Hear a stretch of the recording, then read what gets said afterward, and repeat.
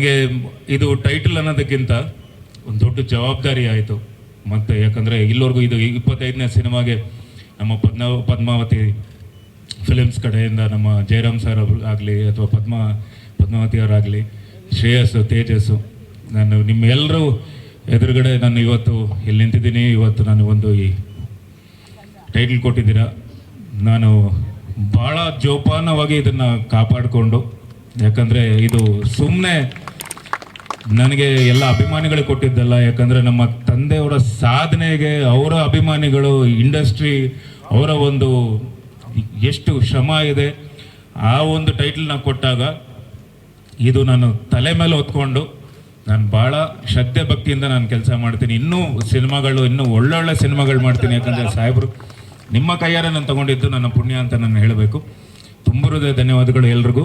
ಮುಂದೆ ನೆಕ್ಸ್ಟು ಇನ್ನೂ ಮಾತಾಡ್ತೀನಿ. ಥ್ಯಾಂಕ್ ಯು ಅನುಶ್ರೀ ಅವರೇ, ಥ್ಯಾಂಕ್ ಯು. ಆ್ಯಂಡ್ ನಮ್ಮ ಮದರ್ ಇಂಡಿಯಾ ಅವರು ಎಲ್ಲಿದ್ದಾರೆ? ನಮ್ಮ ಮದರ್ ಇಂಡಿಯಾ ಮಂಜುಳಮ್ಮ ಅವರೇ, ಥ್ಯಾಂಕ್ ಯು ಸೋ ಮಚ್. ನಾವಲ್ಲೇ ಇದ್ದೀರಾ, ಥ್ಯಾಂಕ್ ಯು.